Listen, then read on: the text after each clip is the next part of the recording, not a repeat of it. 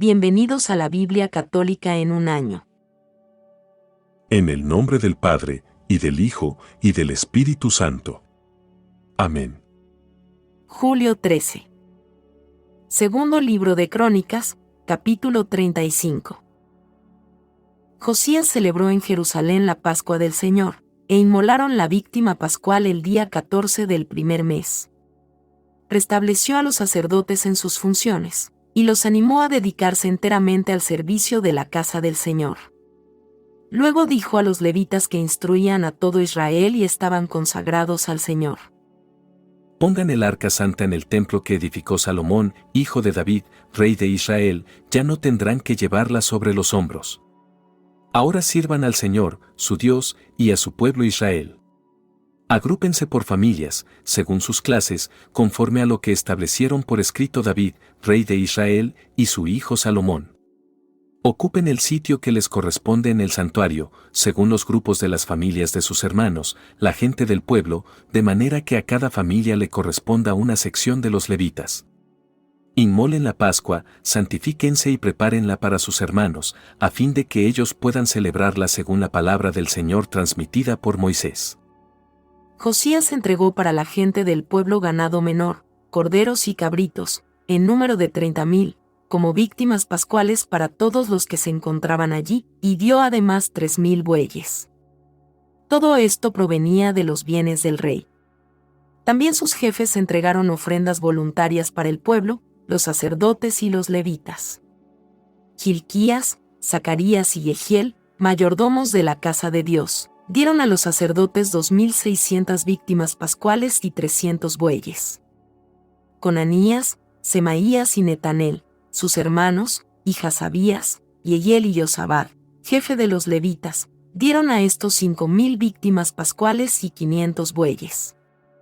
Una vez organizado el servicio, los sacerdotes ocuparon sus puestos, lo mismo que los levitas, según sus clases, conforme a la orden del rey. Luego se inmoló la Pascua, y los sacerdotes hacían la aspersión con la sangre recibida de manos de los levitas, mientras éstos desollaban las víctimas.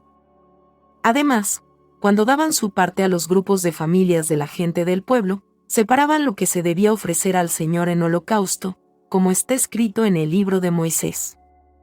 E hicieron lo mismo con los bueyes. Después asaron al fuego la víctima pascual, como está establecido. Cocinaron las otras ofrendas consagradas, en ollas, cacerolas y fuentes, y las repartieron rápidamente entre toda la gente del pueblo.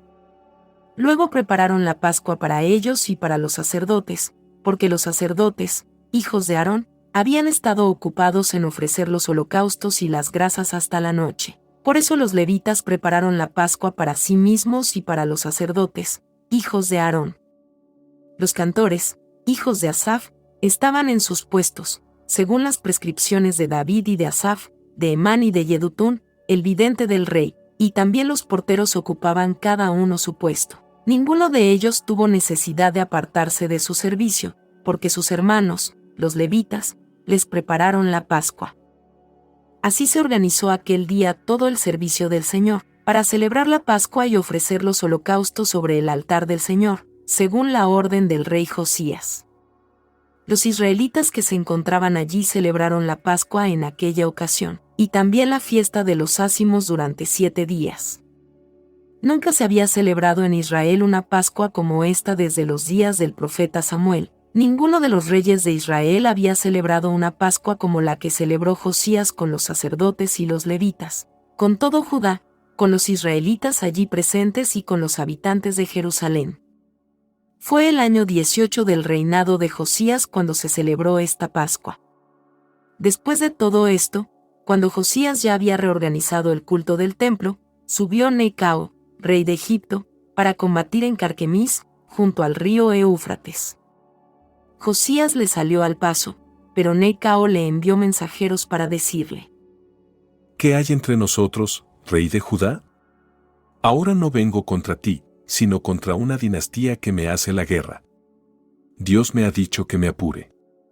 No te opongas a Dios, que está conmigo, no sea que Él te destruya. Pero Josías no cedió, y se obstinó en combatirlo. sin escuchar las palabras de Necao, que procedían de la boca de Dios, fue a presentarle batalla en la llanura de Megiddo. Los arqueros dispararon contra el rey Josías, y éste dijo a sus servidores: «Sáquenme, porque estoy gravemente herido». Sus servidores lo sacaron de su carro de guerra, lo subieron a otro carro y lo llevaron a Jerusalén, donde murió. Él fue sepultado en los sepulcros de sus padres, y todo Judá y Jerusalén hicieron duelo por Josías. Jeremías compuso una lamentación sobre Josías, y todos los cantores y cantoras han hablado de él en sus cantos fúnebres hasta el día de hoy. Estos cantos se hicieron tradicionales en Israel y ahora están escritos en las lamentaciones.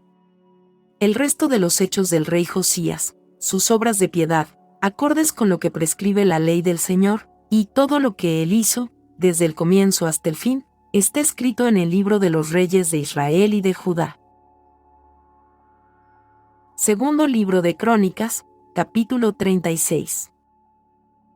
El pueblo del país tomó entonces a Joacás, hijo de Josías, y lo proclamó rey en Jerusalén en lugar de su padre. Joacás tenía 23 años cuando comenzó a reinar, y reinó 3 meses en Jerusalén.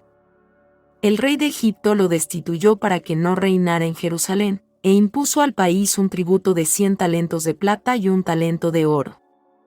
El rey de Egipto designó a Eliakim, hermano de Joacás, rey de Judá y de Jerusalén, y le cambió su nombre por el de Joaquim. A su hermano Joacás, Necao lo tomó prisionero y se lo llevó a Egipto. Joaquim tenía 25 años cuando comenzó a reinar, y reinó 11 años en Jerusalén. Hizo lo que es malo a los ojos del Señor, su Dios. Nabucodonosor, rey de Babilonia, subió a atacarlo y lo sujetó con doble cadena de bronce, para conducirlo a Babilonia.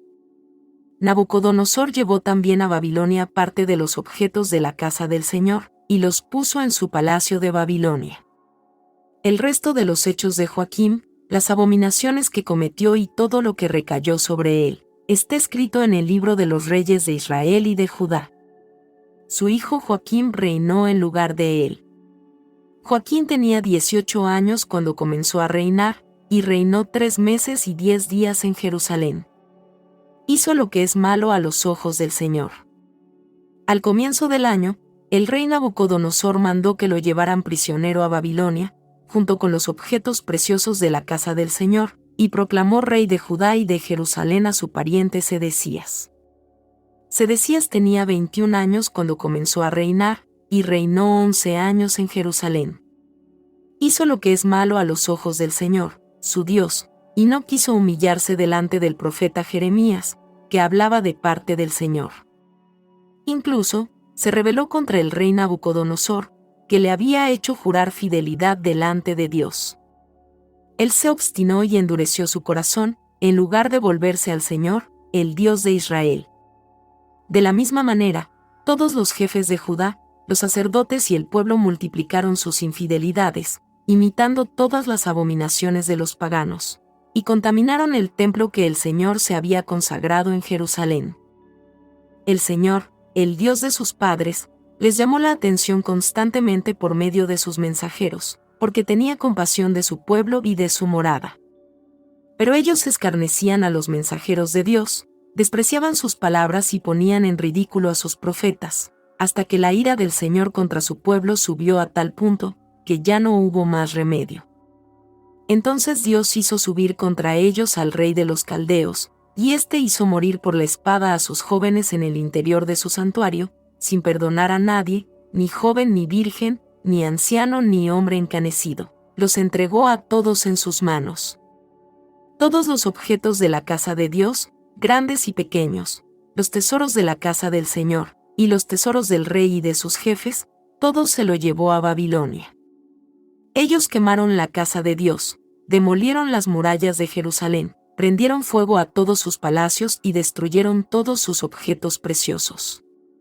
Nabucodonosor deportó a Babilonia a los que habían escapado de la espada, y estos se convirtieron en esclavos del rey y de sus hijos hasta el advenimiento del reino persa. Así se cumplió la palabra del Señor, pronunciada por Jeremías. La tierra descansó durante todo el tiempo de la desolación, hasta pagar la deuda de todos sus sábados, hasta que se cumplieron 70 años. En el primer año del reinado de Ciro, rey de Persia, para que se cumpliera la palabra del Señor pronunciada por Jeremías, el Señor despertó el espíritu de Ciro, el rey de Persia, y éste mandó proclamar de viva voz y por escrito en todo su reino. Así habla Ciro, rey de Persia: el Señor, el Dios del cielo, me ha dado todos los reinos de la tierra, y Él me ha encargado que le edifique una casa en Jerusalén de Judá. Si alguno de ustedes pertenece a ese pueblo, que el Señor, su Dios, lo acompañe y que suba. Palabra de Dios. Te alabamos, Señor. Proverbios, capítulo 13. Un hijo sabio ama la corrección, pero el insolente no escucha el reproche. El hombre comerá del fruto de sus palabras, pero los traidores están ávidos de violencia. El que vigila su boca protege su vida, el que abre demasiado sus labios acaba en la ruina. El perezoso codicia y su deseo es vano, pero el deseo de los laboriosos será colmado. El justo detesta la mentira, pero el malvado causa vergüenza y confusión. La justicia preserva al que camina con integridad, pero la maldad arruina al pecador. Hay quien presume de rico y no tiene nada, y hay quien se hace el pobre y posee grandes bienes. La riqueza es una garantía para la vida de un hombre, pero el pobre no escucha amenazas. La luz de los justos resplandece, pero la lámpara de los malvados se extingue. El fato provoca discordias con su presunción, y la sabiduría está con los que se dejan aconsejar. La riqueza adquirida de golpe no dura, pero el que junta poco a poco, la acrecienta. La esperanza diferida enferma el corazón, el deseo colmado es un árbol de vida. El que desprecia la palabra se perderá, pero el que respeta los mandamientos será recompensado. La enseñanza del sabio es fuente de vida, para apartarse de las trampas de la muerte. El buen juicio se gana el favor, pero los traidores caminan hacia su ruina. El hombre prudente sabe bien lo que hace, pero el necio va ostentando su insensatez. Un mal emisario hunde en la desgracia, pero un enviado fiel devuelve la salud. Miseria e ignominia para el que desecha la corrección, el que tiene en cuenta una advertencia será honrado. Deseo cumplido es deleite para el alma, apartarse del mal es una abominación para los necios. Acude a los sabios, y te harás sabio, pero el que frecuenta a los necios se echa a perder. El mal persigue a los pecadores, y el bien recompensa a los justos.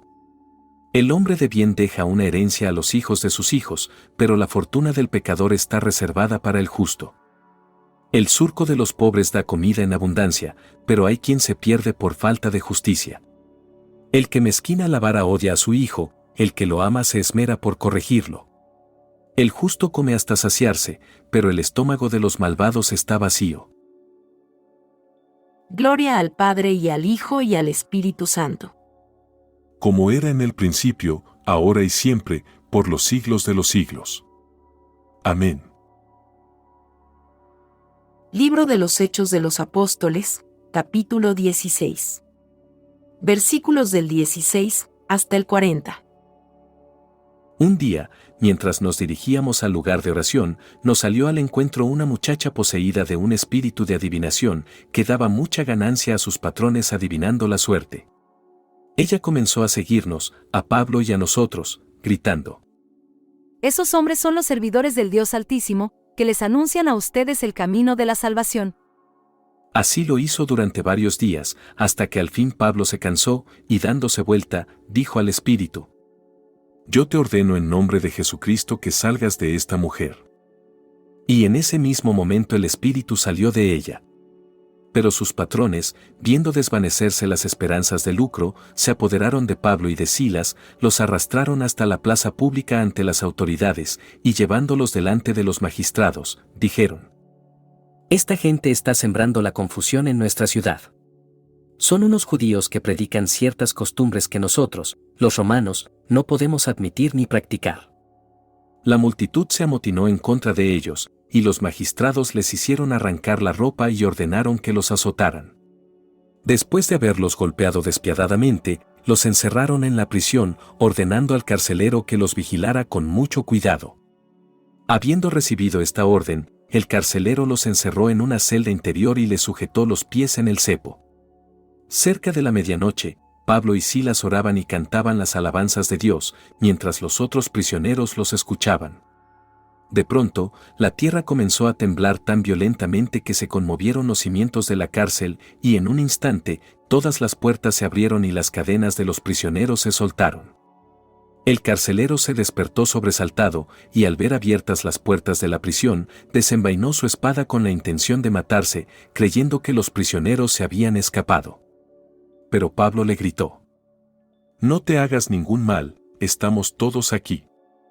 El carcelero pidió unas antorchas, entró precipitadamente en la celda y temblando, se echó a los pies de Pablo y de Silas.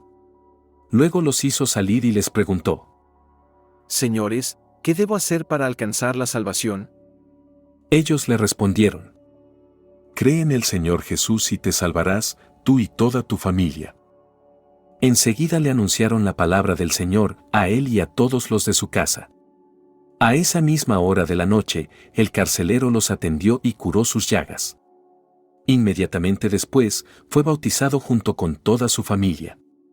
Luego los hizo subir a su casa y preparó la mesa para festejar con los suyos la alegría de haber creído en Dios. Cuando amaneció, los magistrados enviaron a los inspectores para que dijeran al carcelero: «Deja en libertad a esos hombres». El carcelero comunicó entonces a Pablo: «Los magistrados me mandan decir que los deje en libertad, por lo tanto, salgan y vayan en paz».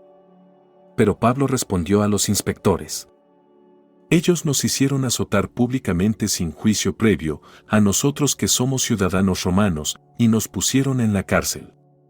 Y ahora nos quieren hacer salir a escondidas. De ninguna manera. Que vengan ellos en persona a dejarnos en libertad. Los inspectores repitieron estas palabras a los magistrados. Estos, al enterarse de que eran ciudadanos romanos, se asustaron y fueron a tratar amigablemente con ellos. Luego los pusieron en libertad y los invitaron a alejarse de la ciudad. Cuando salieron de la prisión, Pablo y Silas fueron a la casa de Lidia, donde volvieron a ver a los hermanos y los exhortaron. Después partieron. Palabra de Dios. Te alabamos, Señor.